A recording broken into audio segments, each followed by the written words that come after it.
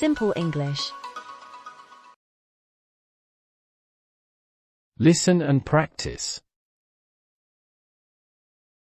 Today we tell about the Columbia River that flows through the American Northwest. It is said by many that the Columbia River is the most beautiful river in North America.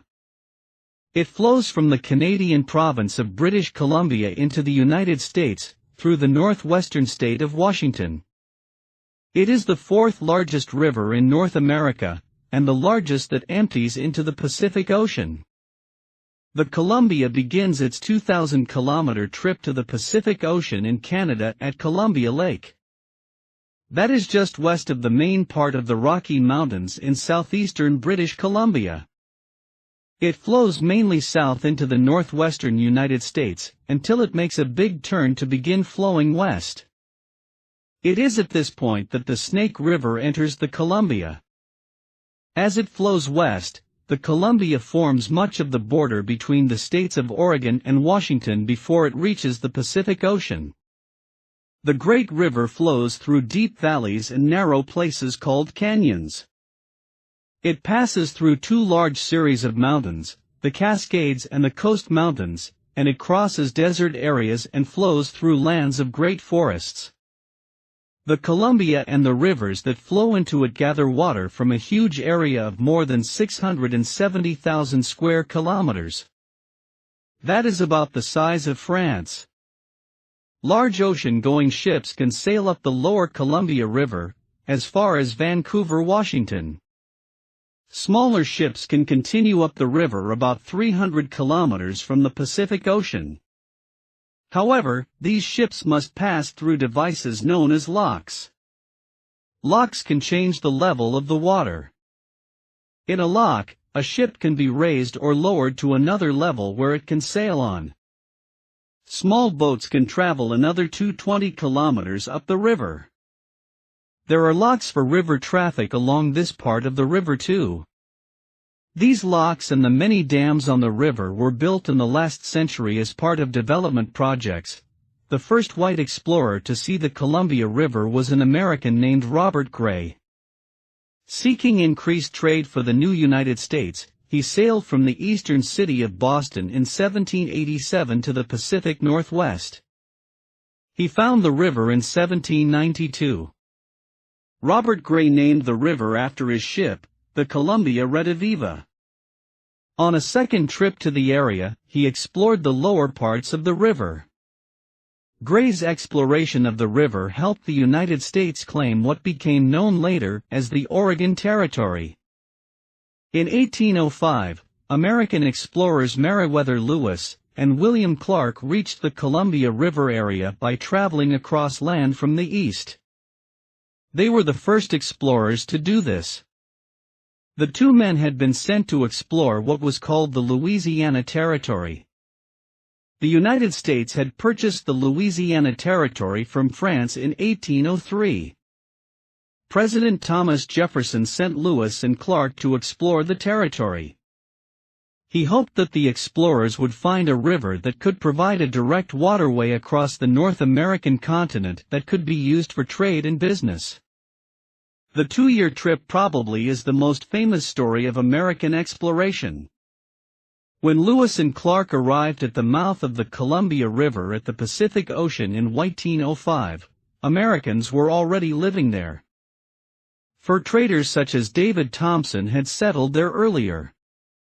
Thompson was with a company dealing especially in animal skins used in making clothes in the eastern United States and in Europe.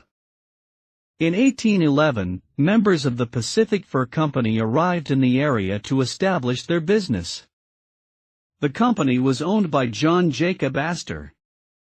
They established Fort Astoria on the edge of the Columbia River in what later became the state of Oregon. The fort became the modern town of Astoria. It is the oldest American settlement west of the Rocky Mountains. The Columbia River was at the center of the new American settlement in Pacific Northwestern Territory, then known as the Oregon Territory. For many early settlers it was known as the Oregon River, or the River of the West. However, the name given to the river in 1792 became its final name, the Columbia. Native Americans had lived in the Columbia River area for an estimated 10,000 years. To them, the river represented the center of life for the surrounding land. The river provided these first Americans with their most important food, fish known as the Pacific salmon. Salmon can grow to weigh as much as 25 kilograms. They spend most of their lives in the salt waters of the northern oceans. But they are born in the fresh waters of rivers. When the huge fish are ready to reproduce, they swim hundreds of kilometers from the ocean up the rivers to the places where they first knew life. After laying their eggs at the end of this long trip, the salmon die, their circle of life completed. No one knows how many thousands and thousands of years the salmon have been doing this. In 1866, the first salmon processing factory was built on the edge of the Columbia River. In less than 20 years, about 30 similar factories were supplying world markets with salmon caught on the river in nets, traps, and wheels. In 1883, almost 20 million kilograms of salmon were caught on the river. By the 1960s, only 2 million kilograms of Columbia River salmon was sent to markets. The salmon population has been severely reduced because humans have blocked the flow of the river. The salmon can no longer go back to the places of their birth on the Columbia and the other rivers that flow into it. In the 20th century, huge dams were built on the Columbia. There are 14 dams on the river. These dams serve at least 3 purposes. They provide electric power. They provide river water to grow crops. And they control flooding. The largest of the dams on the Columbia is the Grand Coulee Dam. It is about halfway between the beginning and the end of the river. It was completed in 1941. Before then, about 25,000 salmon swam up the Columbia River into Canada to lay their eggs. Thousands of them would swim all the way to Columbia Lake, where the river begins. When the dam was completed, the salmon could no longer swim up the river. All the 14 dams on the Columbia are not like the Grand Coulee Dam. Some of them were built with what are called fish ladders. These ladders permit salmon to swim past the dams to go up the river. Many of the 250 dams on the rivers that flow into the Columbia also have such devices built into them. Yet the dams have changed the Columbia from a free-flowing river to a series of lakes linked by the water that is permitted to flow through. The dams produce great amounts of electricity. The result is energy whose costs are lower for expanding development in the Pacific Northwest. The lakes that remain behind the dams provide water for agriculture along the river. This is especially true in what once were dry, desert areas in central Washington state. So, the Columbia River and the dams are extremely important to the economy of the Pacific Northwest. There are many people who believe that dams are not good.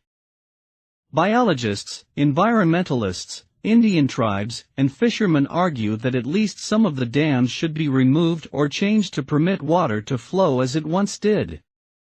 They say that there is no longer a natural balance of the river. Opponents of the dams say humans should make an effort to live together with other life forms on Earth. Supporters of the dams believe the river should be controlled for human use even though other life forms may be harmed. This argument is expected to last many years. Most of the great rivers of North America and the rest of the world have great cities on them. But not the Columbia River. The Hudson River has New York City. The Mississippi River has a number of great cities along it. The Seine has Paris. The Nile River has Cairo. Along the Columbia, however, the human population is spread more thinly. And most of the people who live along the beautiful Columbia River would not want to live anywhere else. Thanks for watching.